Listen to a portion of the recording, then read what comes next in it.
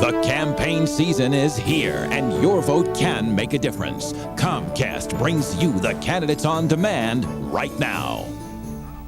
I'm Jill Horner, and this is Candidates on Demand.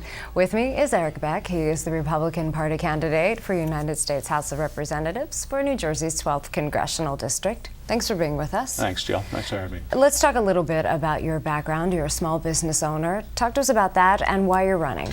Well, I am a small businessman. I started a company about 3.5 years ago with some former colleagues called Risk Masters. And we help large companies manage the risk of major disaster events. So it's a risk management discipline. I've been doing this for over 20 years. And so far we've been having some good success with our business.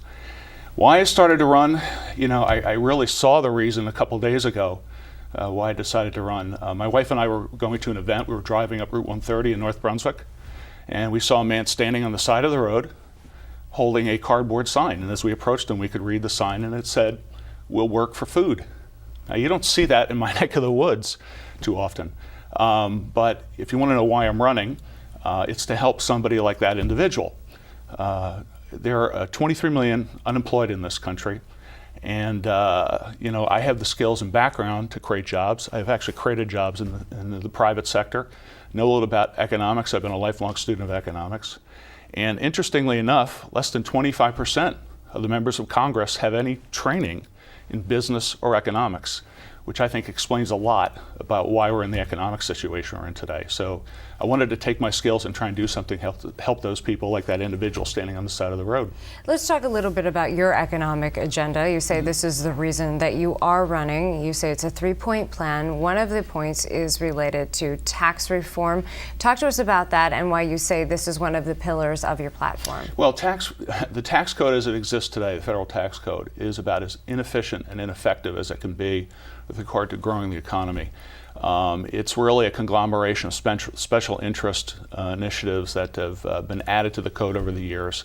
I think what we need to do is we need to scrap it and simplify it in favor of a flat tax. So I'm advocating a 15% flat tax on individuals, corporations. I want to leave the tax rate at 15% for capital gains, which actually would take this whole Warren Buffett issue off the table.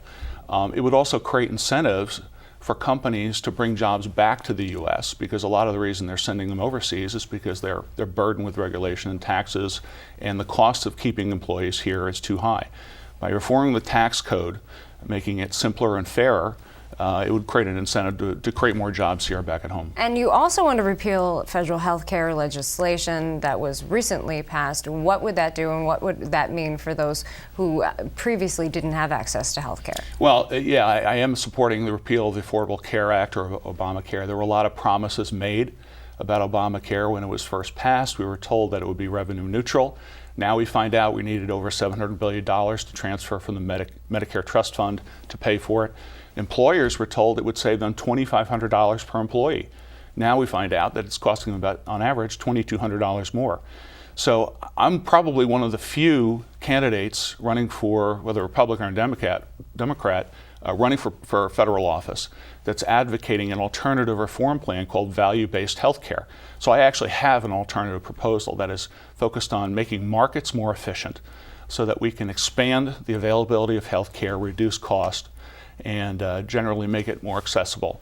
It's interesting. As a consultant for so many years, being in that business, I was always taught not just to look at the problem, but also have an alternative solution. So that's what I'm bringing to the table here. And we just have a few seconds left, but you also want to start more companies and would have legislation that would facilitate the creation of new businesses. That's right. There's something called a Startup Act, actually, which is embodied in legislation in the Senate today. It's a bipartisan proposal. What I would like to do is bring that to the House of Representatives. In order to address the problem of unemployment, we have to start more companies. Entrepreneurship, community growth, whatever word you want to use, is the key to getting employment jump-started in this country. And normally we start between 600,000 and 700,000 new businesses every year. We are way below that number, but each one will hire immediately once the company is started. That's the key, is getting new businesses started. Thanks for being with us. Thank you. Very nice to be here. We've been talking with Eric Beck. I'm Jill Horner.